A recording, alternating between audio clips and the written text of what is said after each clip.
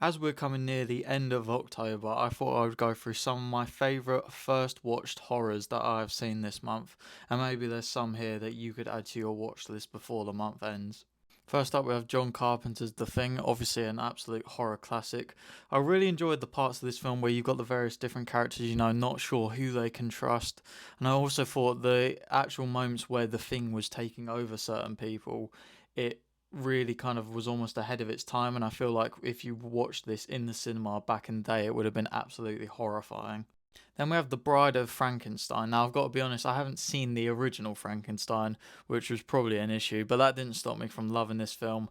I loved the exploration of the monster and, his emotions and stuff. And I feel like you can really create a really strong emotional film with the monster story and his kind of condition and his experience of life. Then we have Robert Eggers' The Witch, the third Robert Eggers film that I've watched.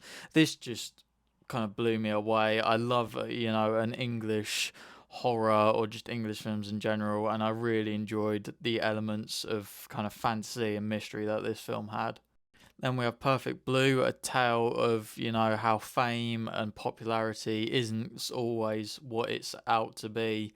I really enjoyed the fact that, similar to some of the other films on this list, this had that mystery where you, as the viewer, and even the characters in the film, weren't completely sure what was happening until the very end. And I love films like that where you pick up the pieces as you go along. Then we have 2021's Titan, a film that, if I'm being completely honest, in the first 20 to 30 minutes of, I was considering quitting on. I wasn't prepared for the body horror.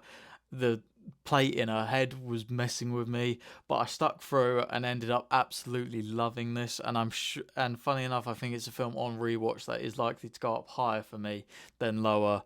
And I've got to give it its credit; it is incredible. Then we have again another classic, Suspiria, a film that I went into hoping I would like, but came out of just absolutely loved and obsessed. I just, the mixture of the vibrancy with this score that is just entrancing, it truly feels like you are on the ride of your life, and I adore this film. And finally, we have Alien Covenant, my personal favourite of the franchise. I think that might be a hot take. I can't believe this is like the third lowest Alien movie on Letterboxd. But anyway, this just, it took everything that I liked from the other Alien films. I do like some of them, but it just took it all together. And to me, this was just the perfect Alien film.